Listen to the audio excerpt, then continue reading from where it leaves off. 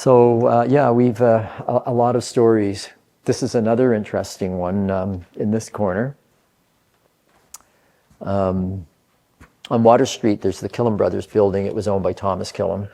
He was a ship owner.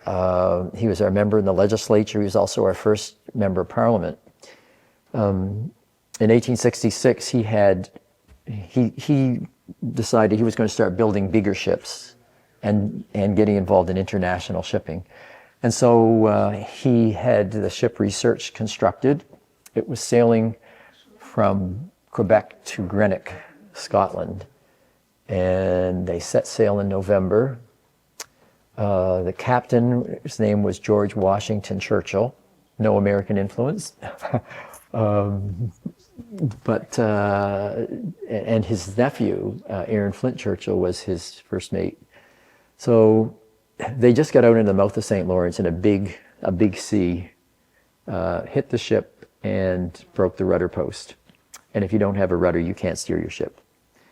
So the first way of correcting that was the captain had his nephew tied into a rope sling, a bosun's chair, stripped naked and lowered over the side to try to get a rope through a ring bolt on the rudder. It took about 45 minutes.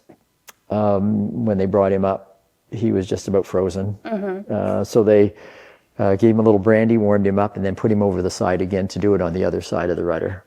This is just a sketch showing what that might have been like. And this is an image of the nephew, Aaron Flint Churchill. So that worked for a little while, but then another heavy sea hit it, and that broke. They wound up making a jury rudder, which is like a rudder that you would steer from the top of the vessel. That worked, and a big sea hit that, and it got washed away. They started taking apart the buildings on the deck to build a mechanism to steer the boat. Some really good ideas. After about 6 of these rudders, they were in pretty bad shape, the vessel was. And another vessel saw them and said to the captain, you're not going to make your port, we'll take you off. And Captain Churchill said, no, thank you. If you give us some food and water, we'll be on our way.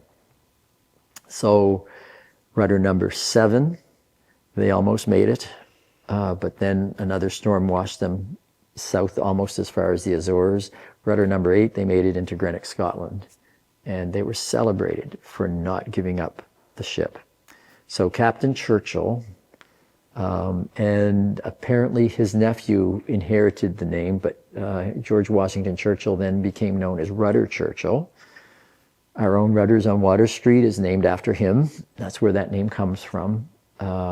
And he is buried in the little Churchill Cemetery across from the Dayton Fruit and Vegetable Stand when you go up the hill.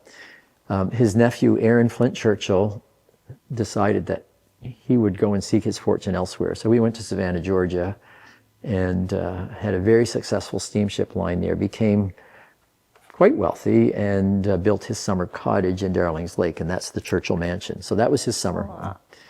And this display is kind of dedicated to that story. Mm-hmm. So there you have a model of Aaron Flint Churchill, as well as the gold watch that was given to him as a thank you for his courage and determination at sea.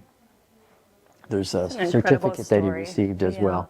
Yeah, it is an amazing story, but they were tough people. Boy, people had to be very, very committed, and they were of a different breed, shall we say. You didn't give up easily. But some of that legacy lives on in this community, so the stories from the sea here are abundant.